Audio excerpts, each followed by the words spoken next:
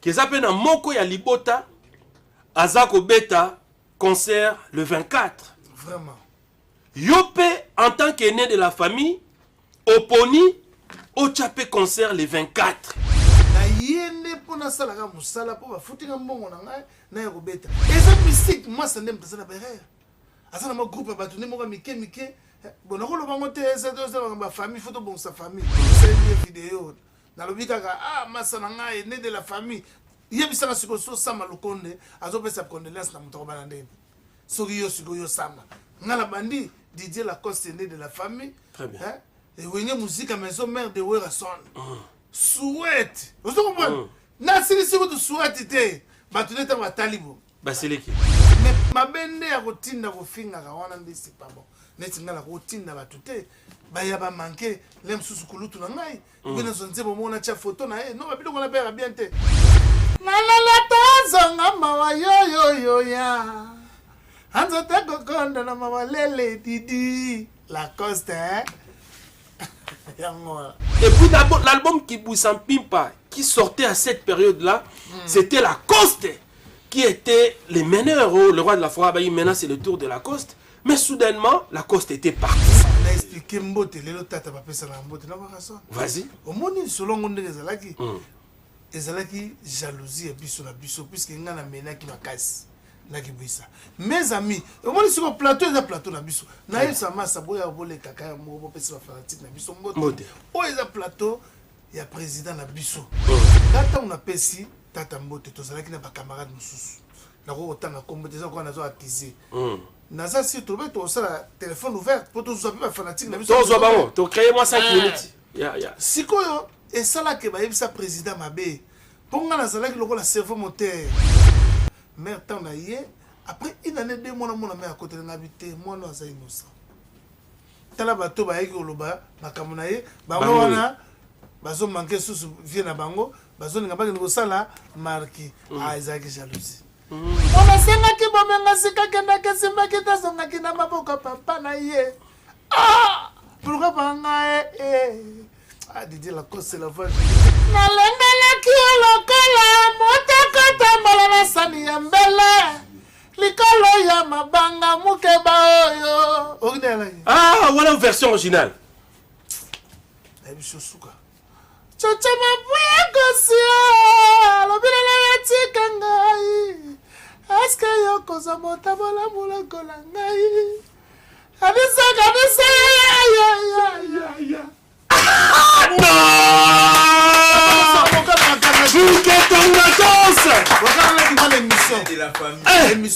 L'aîné de la famille.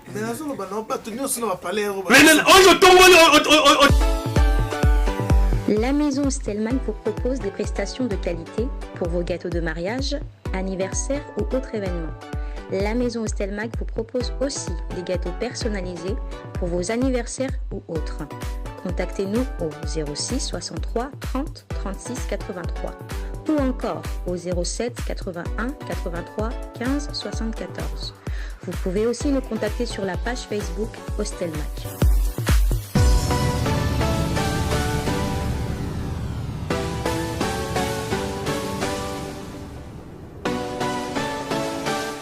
Bonsoir fidèles téléspectateurs de la RTG à la Télépassion, bienvenue à cette émission Zamba Zamba, cette émission qui vous donne les news, les informations de son excellence Ngiama Makanda Werason. Mais aujourd'hui, ce soir, ça sera une émission totalement particulière parce que nous allons recevoir pour vous cet homme qu'on appelle l'aîné de la famille, lui qui est en train bien sûr de chercher à pérenniser les noms de Werason par l'empire Werasonique. Lui c'est donc Didier Lacoste Muketonga Pangi Maïfoudre, l'homme des ventilateurs.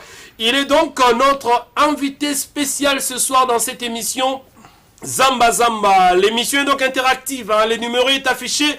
Benga biso yozota la biso na Kamfufu, yozota la biso na Luanda, yozota la biso partout dans le monde, na Brésil, na Kinshasa. Benga biso parce qu'aujourd'hui c'est chaud.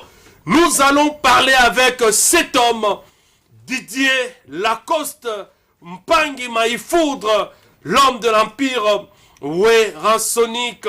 C'est une émission tout à fait spéciale que nous allons bien sûr essayer bien sûr de partager ensemble avec Didier Lacoste et Mouké Tonga et vous qui regardez cette émission à travers bien sûr cette grande chaîne de télévision qui n'est autre que la RTGA World. Total respect à la fondation Pouloussi Eka Hugues qui assure le sponsoring de cette émission Zamba Zamba. En tout cas, grand merci à Maître Hugues Pouloussi Eka à travers sa fondation Pouloussi Eka Hugues parce que ma Camboyo fondation Pouloussi Eka est au salle à travers le monde. En tout cas, concurrence et hâte. Surtout Naïdiofa cette année. Tous les élèves finalistes de cette année qui auront réussi aux examens d'État avec plus de 65%, ils seront pris en charge totalement, en commençant par les frais académiques, les logements, y compris tout dans n'importe quelle université de la République démocratique du Congo par la fondation Pouloussi Eka Hugues. Donc vous qui êtes finaliste aux examens d'État Naïdiofa, faites un effort d'obtenir plus de 65% aux examens d'État et vous serez totalement pris en charge par Maître Hugues Pouloussi. Bien sûr, il va devoir assurer vos études universitaires. Coup de chapeau, bien sûr, à la fondation Pouloussi Eka Hugues qui assure le sponsoring de cette émission Zamba Zamba. Werason en studio pour préparer Moroté, cet album qui arrive avec beaucoup de puissance. Werason va nous donner Kibouissampi Pabis. Parce qu'il est au four et au moulin, hein, en tout cas à cheval entre les répétitions, le voyage, pour que cet album Moroté soit le meilleur de tout le temps. Je pense que dans cette émission, on va vous proposer cette séquence enregistrée en studio. Vous allez voir comment est-ce que Werason est en train de vous présenter ces musiciens qui vont œuvrer dans cet album Moroté. Aussi, hein, ces grands arrangeurs, Sekvinas Monganga, qui accompagne en tout cas ces projets Moroté pour que vous qui allez écouter cet album, que vous puissiez consommer en tout cas de la très très bonne sauce musicale qui sera élaborée par Werason, son excellence monsieur l'ambassadeur de la paix Igwe. Les détails dans cette émission Zamba Zamba. Je rappelle que nous allons recevoir pour vous cet homme qu'on appelle Maïfoudre Mpangi, Didier Lacoste Mvoma, qui n'est autre que cet homme qui a décidé de pérenniser le nom de Werason à travers l'Empire Wérasonique. Bonsoir Didier Lacoste. Bonsoir mon ami Prince et mon ami Lumière Trésor. Voilà, merci beaucoup. La maison, donc, voilà. Je suis très flatté. Merci. Donc première fois dans les émission, il y a un mouvement, il y a un président Nanga Werason. Voilà. Et puis au nom, il y a comme moi une maison mère, étant aîné de la famille à maison, voilà. Je vous remercie. Merci. Aîné de la famille à maison qui fait jaser, hein, et ça l'appelle Zoua, et ça l'appelle pas si vous vous revendiquez aîné de la famille par rapport à quoi? Non. Parce qu'il y a mon papa baptisé, ou c'est une revendication de Didier Lacoste? Vous avez bien dit. Donc, Bazana doit revendiquer puisque papa lui-même lui a dit. Lui-même il avait dit que non. Je ne sais pas si vous avez les images ou les cas pas confrères. Moi j'ai diffusé ça aussi ici dans cette émission. C'est bon, donc vraiment rien à dire.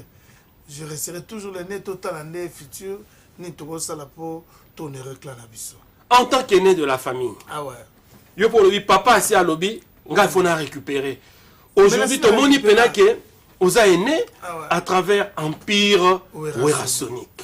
Ces projets et où tu vois, puis pourquoi Empire Wérasonique? N'explique que normalement Empire Wérasonique, ils ont la bande, Moko Baouti, na palais, il y a père, parce que Sali, palais là-bas.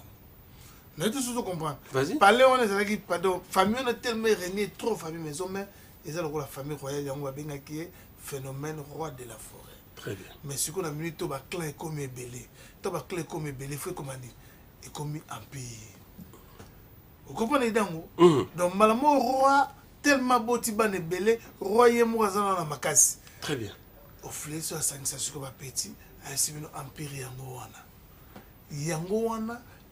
Empereur azobi makalate na idée ya empire pour tous ça ebele ba groupe ebele na kolo voka c'est ebele na sima wa son lelo ouais simbi culture à Congo et surtout musique à Congo yo boya moni les gens peuvent se dire, mais pourquoi Lacoste a eu une idée où on était empire ou érasonique, après ça, mon papa na coulisse, papa nda bima, empereur, a bengi, bananyos.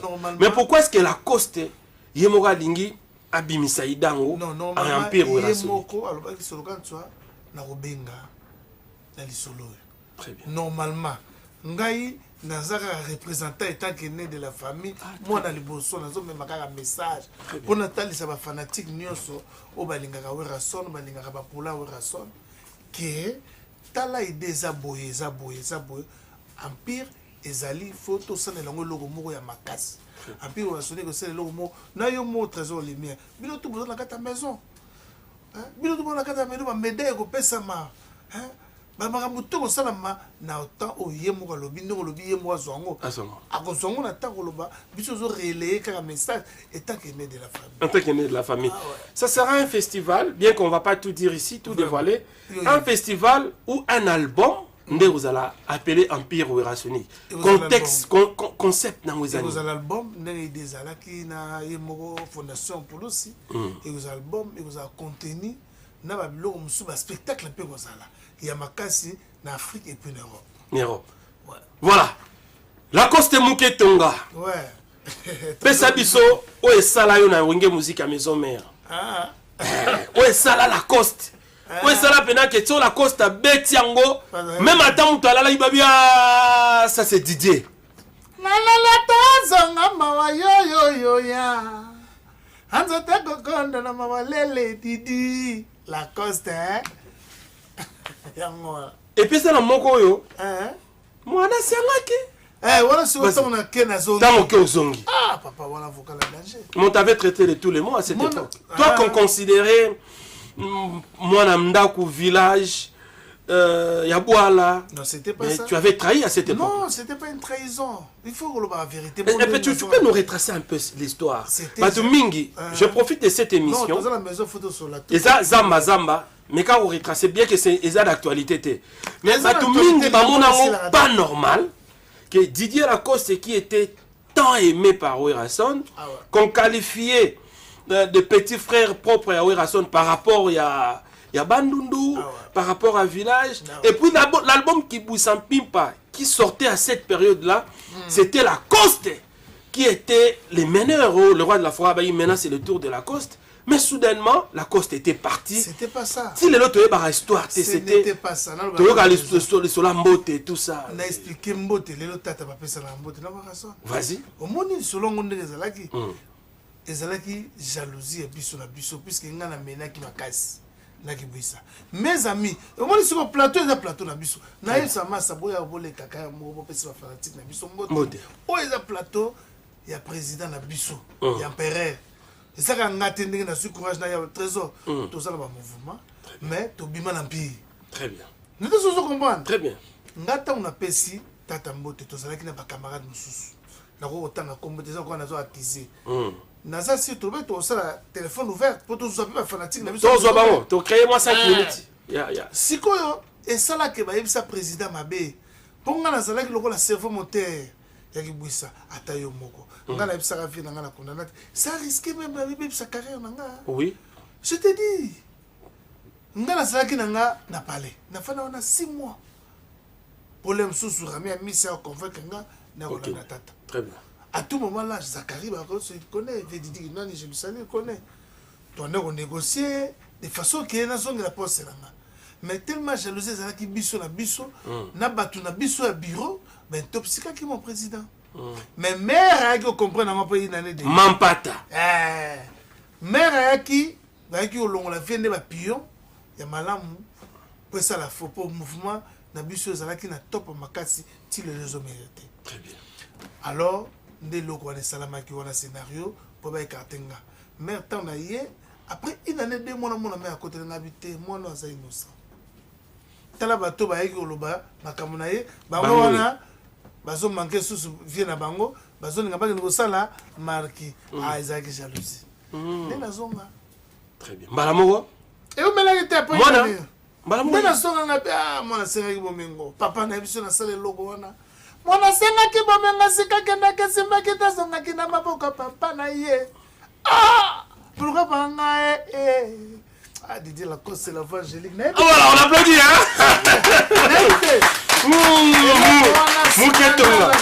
Ouais. Et on avait fait les gâchons, c'est pas lumière, c'est pas le poteau. Ah, et ça lit bien, et ça lit bien, ça lit bien. Je pense que tu peux nous chercher participation à la Coste et la concert et Idiofa. Dans les rois de la forêt, na podium. Aux alentours, dans événement, il y a Maître Ig Eka Pouloussi. C'est quand à côté, le roi de la forêt, na podium. Et on s'est bien, je pense que tout à l'heure, nous sommes en train d'être réalisés par les diables Michael Chioyo. De commun d'accord avec le vice Kikwe. Alors, tant aux zongi, la Costa Imba, la Morona, et Pessi danger. C'est tout ça live. Tout ça live, très important. On m'a dit expliquer ce que je m'attaki. Donc, tout va s'épeler le monde entier, je te dis la vérité, lumière. Non, c'était fort. C'était fort. Et ça, là, il marche bien. Et bien, on peut pas contrat. Malheureusement, tellement vite, il y a un accident. Dieu grand. Comment on va journaux, mais on se retrouve. On va présenter dans le stade. Zagi dégâts.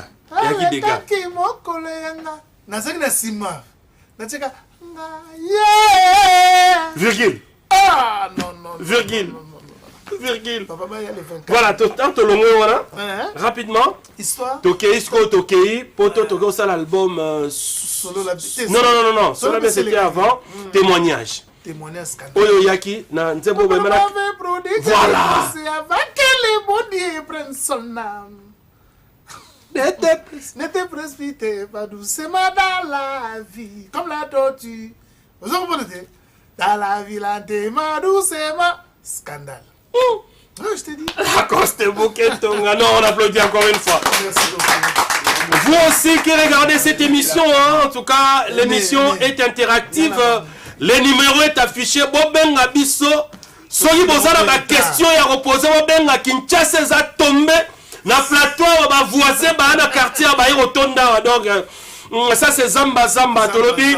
Il faut ton Matisse Empire ou Erasonic. Ah, mais oui. Ou Erason qui a façonné, qui a tant façonné. Je pense qu'il faut tomber l'Empire.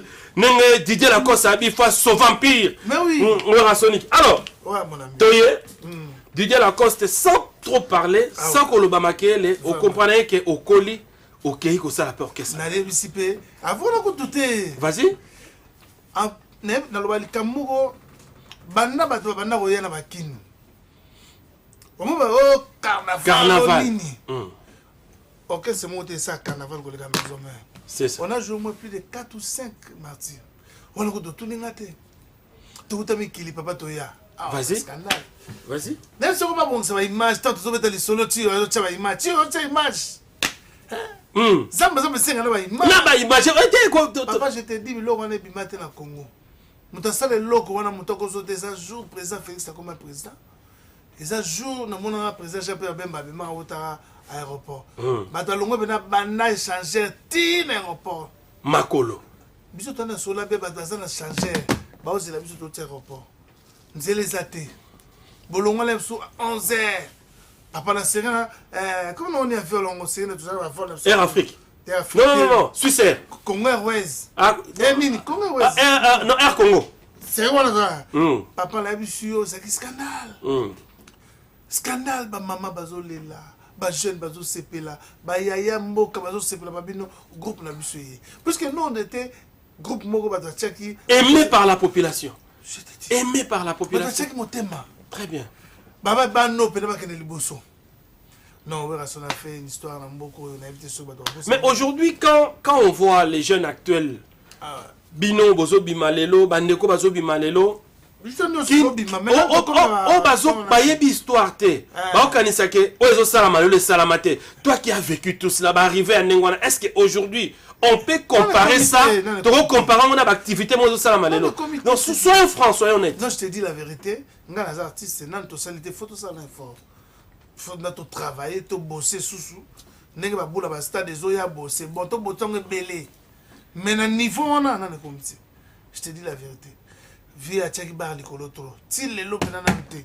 Papa ngana biso jamais que c'est moi voyager à 4 Mais biso tokoma ko freter avion. Très bien. To uta mi kilibo ba lem stocker biso boma. Lem stocker biso Gabon. Dans ma vie était dans l'aéroport 2 jours et la rabino. Très bien. Mais je te dis la vérité. Donc on va se sur la vie Zélie et où tu as pris d'ici des Oya, beaucoup d'avions en Guinée. Et si vous avez le Guinée, qui a fait fort, professeur Cameroun. Avion, monsieur, c'est subi non, tout le monde donc ce avion va Kangama, les colonies de Kangama. Très bien. Donc, Afrique du Sud, n'en parlons pas. Tout ça grâce à Werason. Mais grâce à Werason. C'est pour cela Empire Werasonique fait ça la maga. Mais monsieur, ça, l'histoire est belle. Et belle, tu défendre vieux, tu le a dans plateau, tu le bas, tu honorer. Et puis le monde entier va comprendre. Moi, j'invite tout le monde, bon, ça a besoin de soutenir l'idée.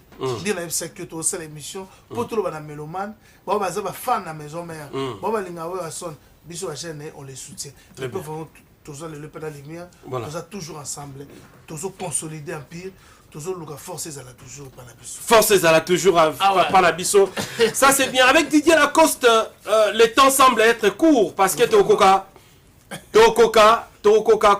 Tiagnon sauté. Je ne sais pas ce que tu as retrouvé l'image de Lacoste avec Werason à Idiofa, na cadre, y a actualité, y a activité, y a fondation Pouloussi et Hugues.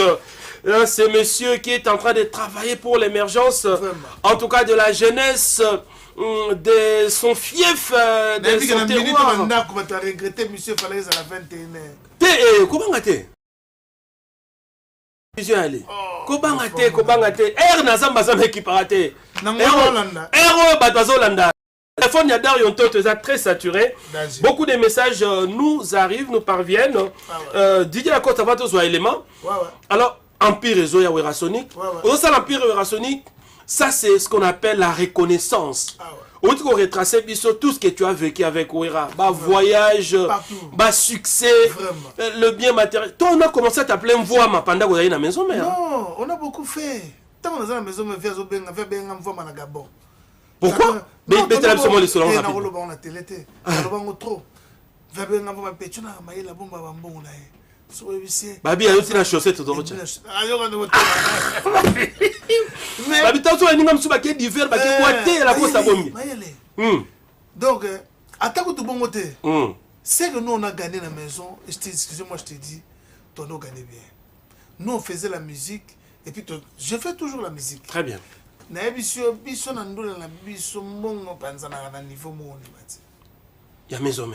te dis la vérité. On voyageait chaque semaine. On faisait l'Europe chaque semaine. Donc, nous sommes vendredi, samedi, mais nous sommes sur Afrique. Donc, c'est moi qui ça là.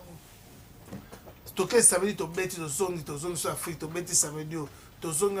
Babylone, on a habité, excusez-moi, on gagnait bien. Donc, il y a un moment où on a bien gagné une femme. Parce qu'il y a un maïle. J'étais parmi les jeunes, nous sommes na bomba, et on a maintenir Tilelo. Voilà. La Coste a maintenir Tilelo. Michael Chioyo. Si nous sommes en tout cas, nous parlons tous la même langue. Chioyo, Michael, est-ce qu'on peut prendre ce qu'a été les passages de Didier Lacoste Mouketonga à Idiofa sur le même podium avec son mentor Ngiama Makanda Werason? Et puis nous allons revenir pour que, voilà, on fait savoir que les images arrivent. Et donc, il y a un peu de alors, Didier Lacoste, c'est ça la calme. Mais le soleil qui bousse un autre lobby. Il attend qu'il bousse les gens qui trahir. Mais on le va y trahison. Expliquez bien.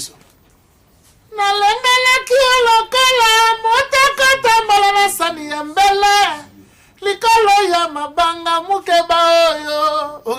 Ah, voilà la version originale. Chocha mabuya kosia, lobila ya tikangai. Aska yo koza motabola mula kolangai. Adisa ya.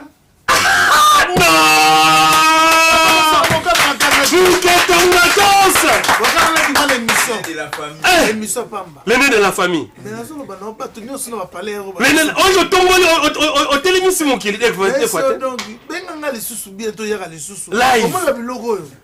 Même ça, vous mettez en jeu, vraiment, j'ai aimé ça la rangate. T'es dans un tout. Je pense que la prochaine émission, on va Kabosé, Boulembi, qui s'est assez prononcé déjà. Vraiment. Pour te connaître là. Donc, on se né de la famille. Moi, on a le bosso. Tu continues à nous. On a le problème. Non, le problème. Ni bon, bah, il y a des filles à l'obagi déjà. Voilà. Non, il y a pas de coup de coupe. Tant que papa l'obit au sein. Ah, papa. Voilà. Alors, suivons d'abord, avant tout ça, image, il y a Didier Lacoste sur le même podium avec Werrason et Idio. Enfin, suivons d'abord. Bah, jeune, on peut intégrer Wenge Lelo. Ah, mais oui. On va dans le Colonabino. Dans le studio, on va préparer Morote. Je pense que le dans Morote. Non, Morote, déjà, avec ses félicitations, fait toujours les grands formateurs. Les grands formateurs. Total, comment est-ce que ces jeunes sont encadrés, formés par Werrason en studio d'enregistrement Morote Zaroya. Et puis, Lacoste a repéré sa vie, tout en respectant nos coutumes. Ah, Zaraboy. Tout le monde. Recevez. Aïe, allez. Recevez la lumière.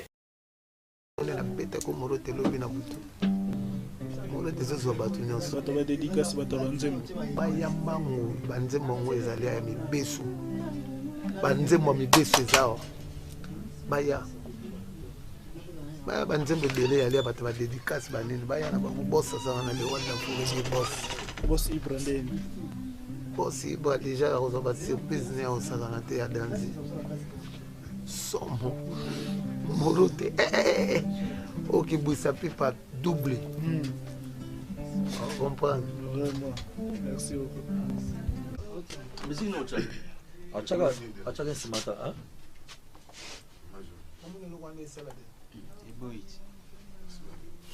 Umekata suria mbaya. Ile ya noir nje.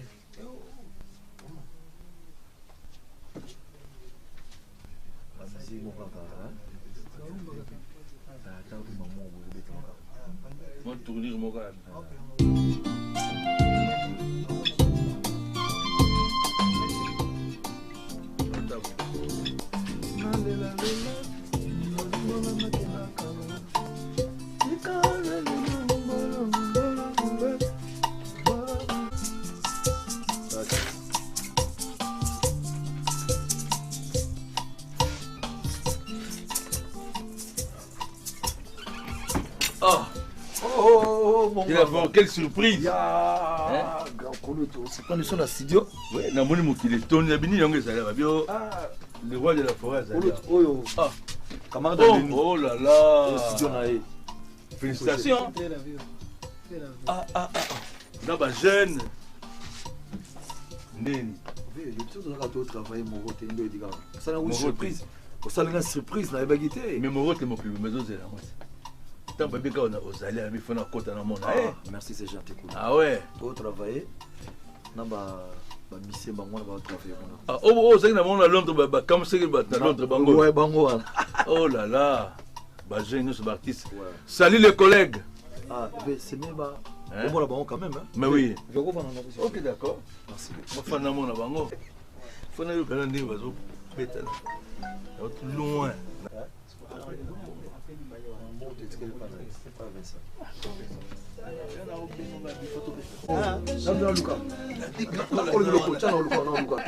C'est bon,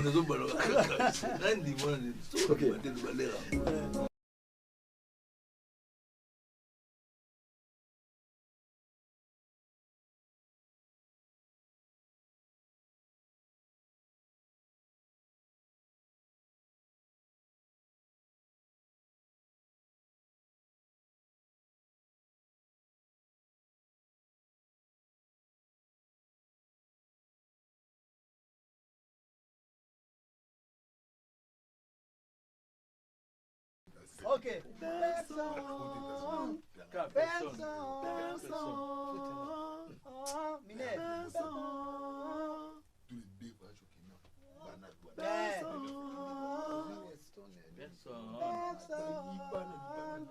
Voilà. Ok. Siko, wanda yobi manyechi wo kana ngo Faut iza à l'aise, iko tapena normal. Personne.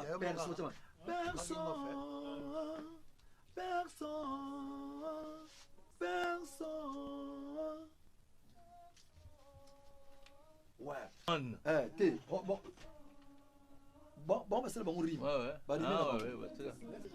C'est quoi, et il y a personne. Personne.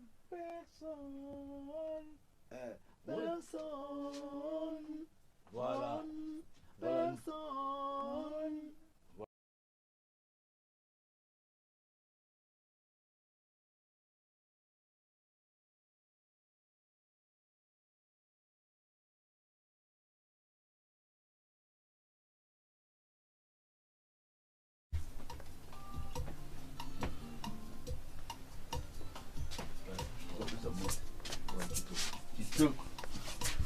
La jeunesse, l'avenir de demain.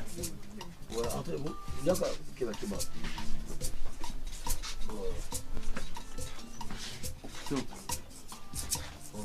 Pour la jeune. Vous mettez beau paiement.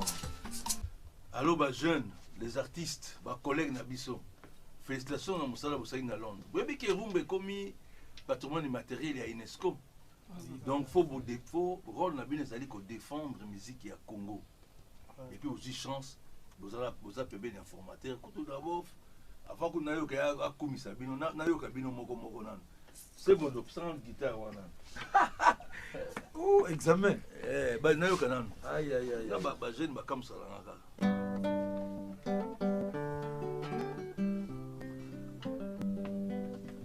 Catholique Banda. Merci, merci, merci papa. T'envoyer pour rendre biso à visite. Comme mon angesa catholique, dans une formation pépin le roi de la forêt. Oyo etika likaka na sala, pona sepelisa, mokili mobima. Patrimoine lelo ekoti na Congo. Musique comme universale. Oh, qui trop trop. Donc, il a une baïna. Michigan, comment on dit Michigan? Michigan. Papa. Ok. Longo diana ndenge ngana moni yoi papa. Ah ouais. Obetela ebele babima na kati ya mboko oyo lelo obeteli ngai Michigan. Baloba monoko mpaka ebimisaka zolo kasi ebimisaka maloba ya bwani ya ngai nayoki kosei na yo papai. Mokolo alia likasu mpo na nzala teme mpo na Ouais, c'est Michigan. Ouais, très bien. Bon, token en ami. Voilà, des retours sur ces plateaux. L'ambiance est festive, hein. Recevez toujours, recevez, on applaudit. L'ambiance est festive ce soir dans cette émission Zamba Zamba avec l'homme qu'on appelle l'homme de l'empire ouérasonique, l'homme qui s'est décidé de pérenniser le nom de Ouérason, Didier Lacoste Munketonga, l'aîné de la famille Mpangi Maïfoudre. Ouais, mon ami, ouais, mon frère. Commentaire rapidement par rapport à Morote, au monde jeune, au monde toujours la formation le roi de la forêt. Est-ce que réellement le roi de la forêt formera? Parce que question on a besoin. Mais non, au monde koye ba musique eza nango bien. Mais faut un coaching. Très bien. Coaching ba grande équipe. Il faut un bon entraîneur. Très bien. Le roi de la forêt c'est un bon formateur, un grand formateur. Très bien. Donc avant au zoyo excusez-moi, petit peu de soirée, donc, à vous, tu comprends la guerre dans le jour. Aujourd'hui, tu comme c'est musicien. Exemple. Vous comprenez? Donc, avant, on chèque comme c'est musicien. Ouérason. Mais je te dis, formateur. Au bébé danger, tu vas monter. Vous comprenez? Donc, Babylone, on soussou. N'allez pas. Ah, oza. Donc, Babylone, on soussou. Non, c'est bon. Babylone mususu donc faut vous comprendre na mutu na mutana dona ya botama nango ba fait ça ba don ba botama nango très bien ba botama nango faut ni mara mutu na tana ye ngasi ko na za sport na za ngone olongola ote maintenant au moni bango ba oyemba sous formation le roi de la forêt et moni penake empire dans un bon encadrement très bien ba obima loko la bisojo ba zo ba diplôme très bien ba oyemba danger ba zo la danger ba zo pe mayela revivre en société même en musique. Très bien. Ça la paix mouvement un jour. Pourquoi tu vas long la banque? Ça la paix mouvement mais ba yo kande ba wela ndete ba la précédé. Très bien. Ba côté ça peut donner biso de 15 ans, 20 ans, 15 ans. Très bien. Donc musique à l'élo quand tu es que ce que muto yera mbala mo zutu non. Musique à l'élo faut zona formation. Malembe ozotonga famille, ozotonga pe carrière za libanga. Ba tsango moko tiko mata. Très bien. Tiko mata. Très bien. Et ça va bon la vie. So weleli au brisque au monde c'est loté. Ozo mona leti ba massa biso mususu to lo baté ezalaki mpe bere mais tokoloba makambo wana te merci beaucoup na profite wesa zamba bandaka déjà po toyoya sikoyo na actualité tokoya actualité si tu as des remerciements minute nde tozoloba bodo ye moko jitoko ata maja masala nga liseka azolanda talaka azolanda donc boss papi mongo bato base bele wanga donc Serge donc ndenge aza na Serge WS Prod azolanda Michael Lumpungu honorable DG Prince Makangila donc bapese bele mabutu kulonga ozomona na te arrive ngombo na mikili ministre Mazenga Mukanzo excellence azanga azamba te ya taza na kata avion obeta on internet ochongo lobby na internet ezokota kongo mokili obitalaka donc base bele ba docteur Alain Kindembe les grands producteurs aussi fondation pour les événements le 24 deux fois tout le événement maintenant place à l'actualité. Didier Lacoste Mukentonga, l'aîné de la famille, il a choisi. C'est pas moi qui est allé chercher Lacoste, c'est Lacoste à Bengabi Trésor Lumière Fona Legana Zamba Zamba. Boyende Alaga, c'est ça le respect. Il y a artiste vis-à-vis, il y a Bisso Bato Média, vis-à-vis à Trésor Lumière qui a beaucoup œuvré aussi. En tout cas, au sein de l'Empire. Au sein de l'Empire. Empire ouérasonique. Très bien.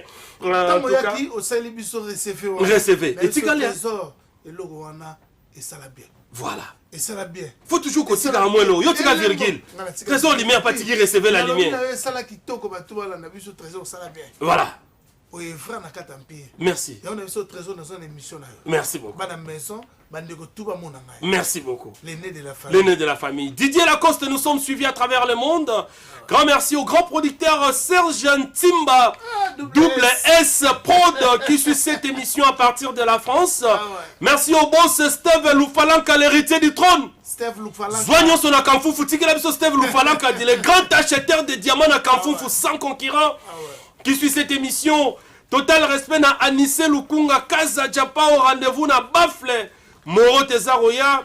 Merci beaucoup na Angèle Ombolo, la femme Android, la maman présidente de la Fondation Charité Plus, qui suit cette émission Zamba Zamba.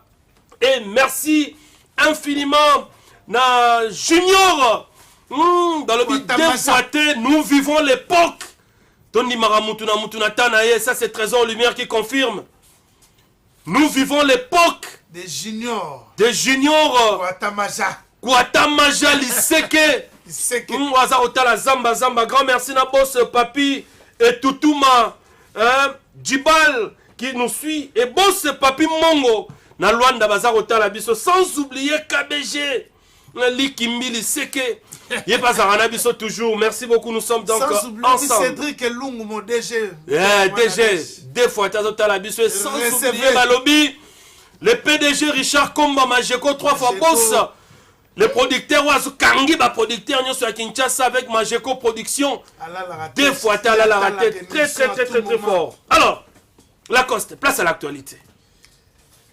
Yo, Oza est né de la famille. Vraiment. Baptisé à Idiofa par lui-même, son excellence Ngama Makanda Werason. Vraiment.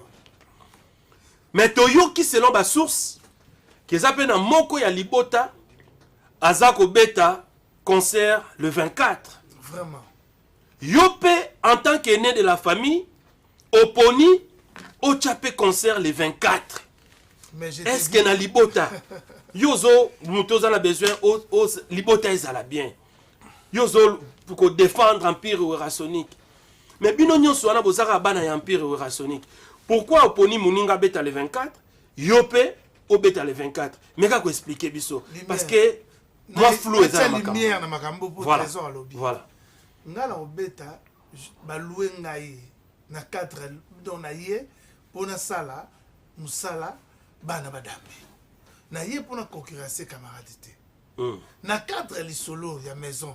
Na ko concurrencer te pas amuninga nanga na yende pona sala ka musala po ba futinga mbongo nanga na ya kobeta et puis sur la minute fondation pour ça événement on a kitoko facha ba moyen sustara pour ça eli sus donc ça kitoko ça ba bete puis na memiango kota masina na memiango na katikati te masa kobeta katikati na centre ville et ça n'est monté camarade so na ngana tsheli na otshela so na imika na otshela 20 mais tu sais comprendre mais na salle en côté pour na bien camarade dans les côtés ngana ke nga musika neti côté ba aéroport batu bazwango faute na tango tozoluka kimia na kata maison batu bazwango faute Bato tout te na bengaki ye mo be mo connaît ça bino on était en musique pour mener en côté.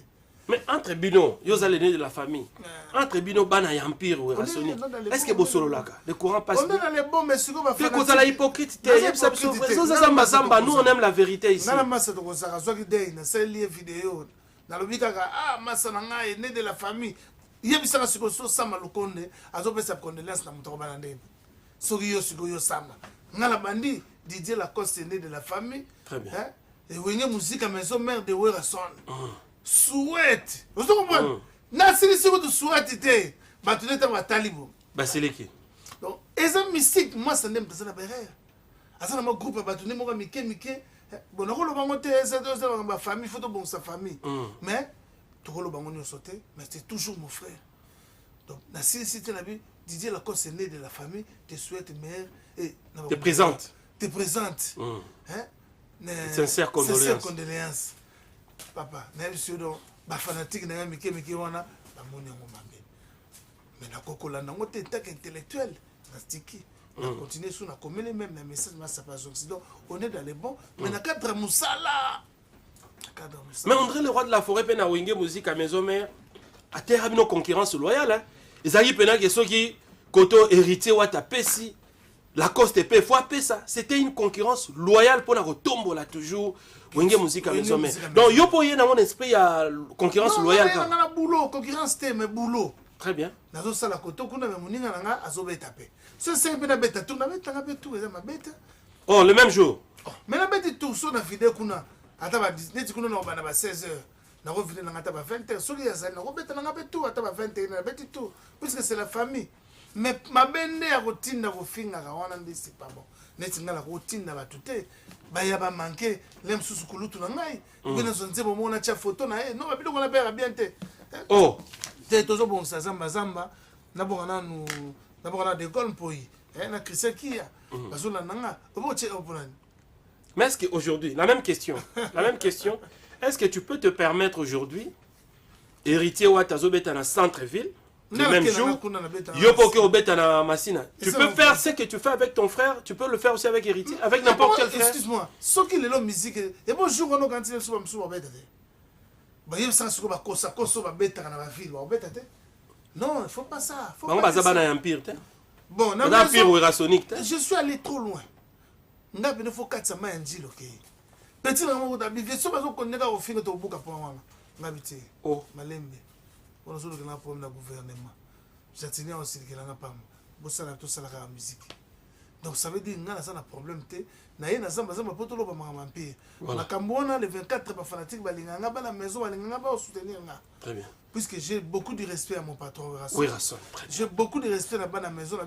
Photo Yakato, Colis Empire, et puis il y a Mouninga. Il faut y aller à l'émission. Nous devons faire après ça parler. Zamba Zamba. Zamba Zamba. Il y a un palais. Il y a un palais au salon bien. C'est bon. Merci beaucoup. Merci. Didier Lacoste, tu as chuté parce que ventilateur est. Ventilateur est. Il y a un jour où on a une présentation pour ventilateur. Tu aussi, c'est la tu aussi, c'est la ventilateur. Mon pépé. Il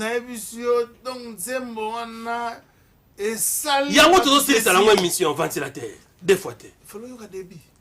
Didier Lacoste, c'est le nez de la famille de Wenge Musique à maison mère. Werrason de la forêt Sinati wana. Tous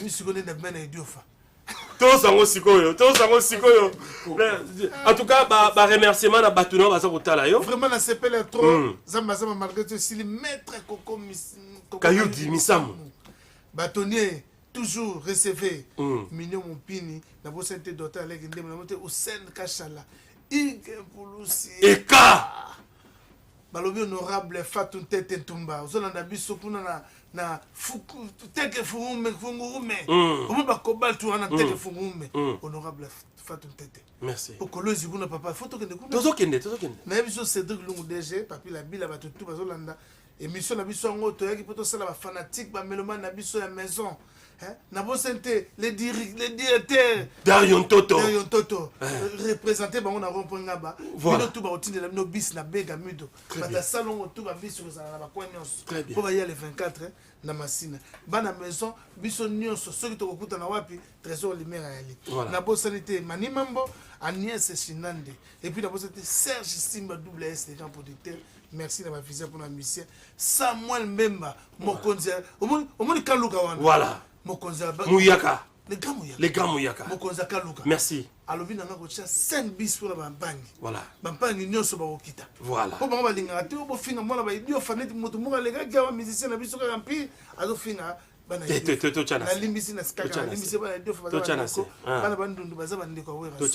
Merci na ndongo ya minga, merci na ba fanatique tout balandi, Bondo VKBG ba petitsanga ba Yannick. Merci. Et puis c'était Tio. Michael na Clovis Kikwe. Voilà, merci. Donc on s'appelle honorable Michael Lumpungu Mambotato, Cédric Lumpungu dans l'autre. Merci. C'est lui qui n'a pas belé pas facilité. Oza zamba zamba. Voilà. Salvador Mana, Tika Gena Gilan qui kata kuna na. Merci. Simon Ikamba, basé belé. Tozonga. Deuxième épisode de Ozala. Deuxième épisode de Zamba Zamba Ozala. On est dans la version live. Alex Ntima. Merci. Alex Ntima. Merci. Merci beaucoup. Merci beaucoup, fidèles téléspectateurs. Les plaisirs étaient donc pour moi, Trésor Lumière, de vous présenter cette très belle émission qui a connu la participation de l'aîné de la famille Muketonga, Didier Lacoste, l'homme qui s'est décidé en tout cas de pérenniser le nom de Werason. Grand merci à Diego Moubois, la digitale, na Belgique. Merci à lui. Merci donc à Pagui Kenzani, merci beaucoup, merci à Michael Chioyo, merci à Clovis Kikwe, Darion Toto Bajiga, merci à vous tous qui avez suivi cette émission Zamba Pichumbongo aux États-Unis, merci à vous tous qui nous avez regardé Balobi Junior Kwatamaja Liseke, merci en tout cas, tu nous as suivis. Grand merci à la Fondation Pouloussi, Eka Hugues, avec Maître Hugues, Eka Pouloussi, tout est possible avec lui. Grand merci à vous. Maintenant, nous allons finir cette émission avec Ventilateur. C'est ce nouvel opus de Didier Lacoste, Oyobinama le 24 dans le terrain municipal Yamasina. Dansons à la maison, Ventilateur de Didier Lacoste et Muketonga. C'est parti, les réceptions. La maison Stelman vous propose des prestations de qualité pour vos gâteaux de mariage, anniversaire ou autres événements.